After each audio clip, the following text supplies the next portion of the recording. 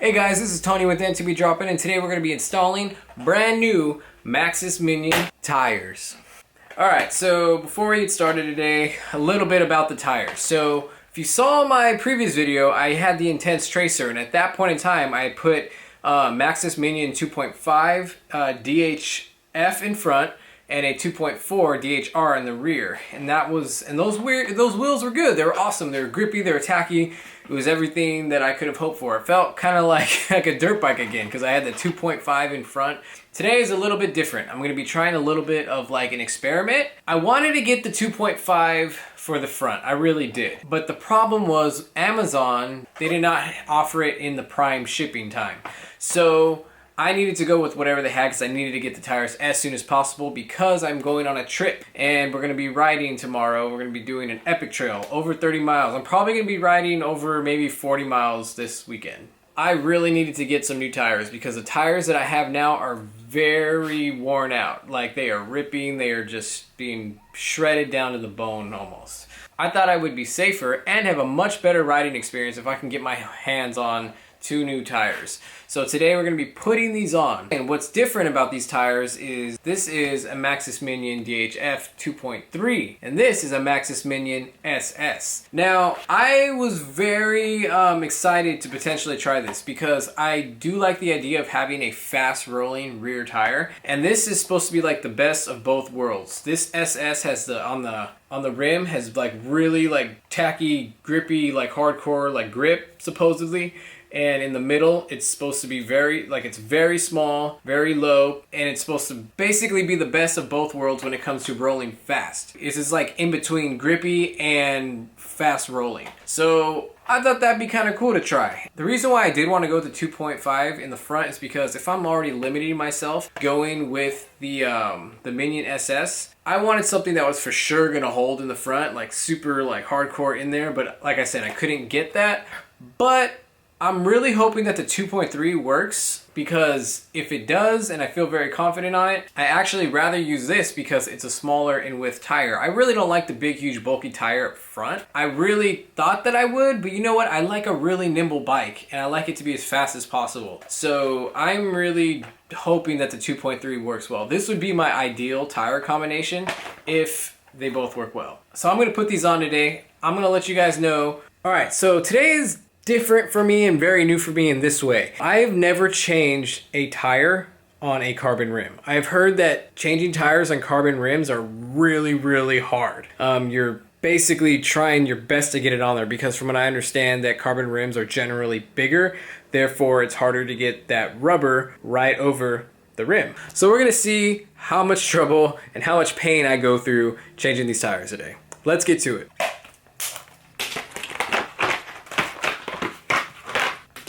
Kind of just want to like stretch them out a little bit, get them ready to be pushed under, get them ready to be fitted on that rim. I don't think it's really gonna do much, but I mean, hey, we gotta try, right? I don't know. So I just kind of tend to just get them and kind of just pull them out a little bit. Then I just kind of just throw them over, set it over the side, let it sit there for a minute, and then let's get the other tire and do the same thing.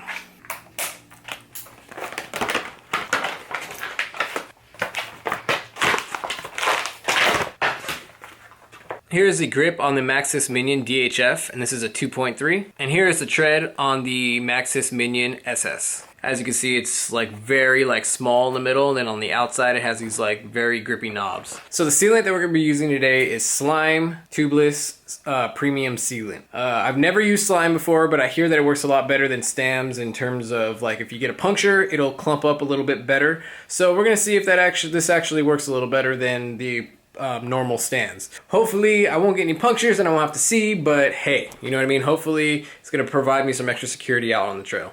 And we also will have our two tire levers because doing it without these is a pain, and I know that it's supposed to be better, you know what I mean? It's safer for your rim not to use these, but I suck. I've never been able to get a tire on a rim without using these before, so I don't know what to do. It is what it is. I'm gonna set my axle to the side where I will not lose it or get damaged.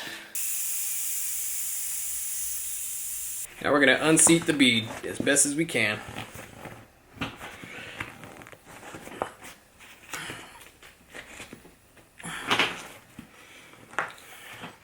Now, I remember unseating the bead with my previous bike and tire was not that hard. This one already seemed like it's gonna be a lot harder, so let's get it going. All right, no freaking joke. It's been about a half hour later. I have not even been able to get this, I haven't even been able to get the bead unseated, like no joke. So I am really kind of frustrated at this point because I was worried about getting the tire on. Now I can't even get the bead unseated. So I don't got money to replace it. Part of me is just thinking about just putting this thing back on and doing it later. No freaking joke. I'm just not changing my tires anymore for the trip. So I'm gonna wait and continue this on my way back from the trip, so when I have more time to do this, because this crap is not happening.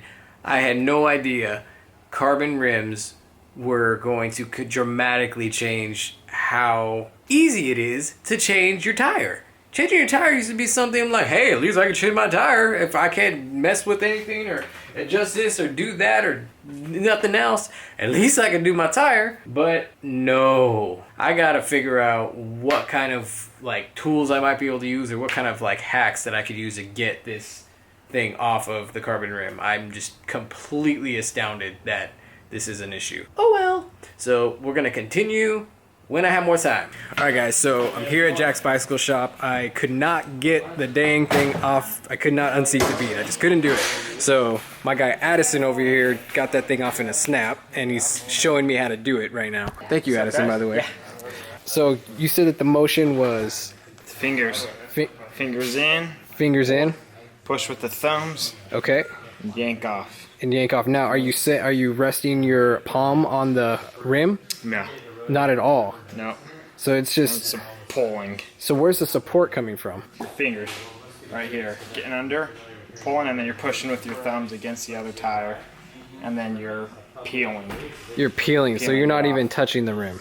Not really, not too much. Not too much. Okay. Yeah. So I gotta practice later.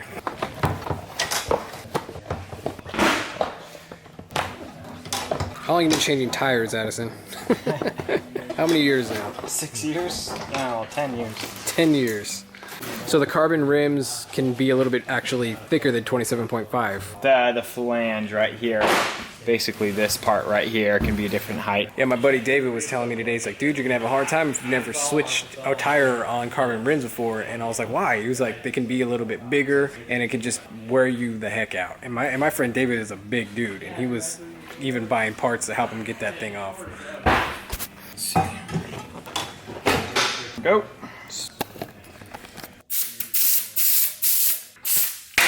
Go. That was what I was looking for. Right there, it's popping in underneath. Not anymore. Alright, so what did you... I'm gonna, for getting it off initially. Okay. Just like so. Get that kind of motion. Yeah. Yeah, because you unseated that pretty quickly right now. Yeah, this one wasn't as tight. And then sometimes you gotta like get down and almost like pull your weight against it. So Addison said that he did use his palms to sit against the rim as he pulled back to unseat it. So I'll be practicing that motion later. Addison is now installing the Maxxis Minion SS on the rear, so we're going to see how this one goes. This is kind of more of an experiment. I want to see how I wanted a fast rear rolling tire, faster when it's actually really light when compared to the Maxxis Minion up front. So just less rolling resistance. It's like a in-between between cross-country and, I don't know, enduro, I don't know. I think that did it. Sweet. The right side. Oh, there you go. Popped right in. Loud. I know, man. It's crazy. Thank you so much, man. Yeah. All right, so Jax saved me again before the ride tomorrow. So Addison, thank you so much. You're welcome. Really appreciate it, man. You guys are freaking awesome. So guys, remember, Jax Bicycle Shop has got your back. I seriously gave up on basically getting my tires ready for tomorrow. So I called up Jax Bicycle Shop. Dude, they're totally cool. They were like, come in, we'll see what we can do for you, try to help you out, guys. Jax Bicycle Shop's amazing. If you guys are ever in the area, good bunch of guys. They'll make you feel at home. Come check them out. Jax Bicycle Shop in Murrieta, California, guys.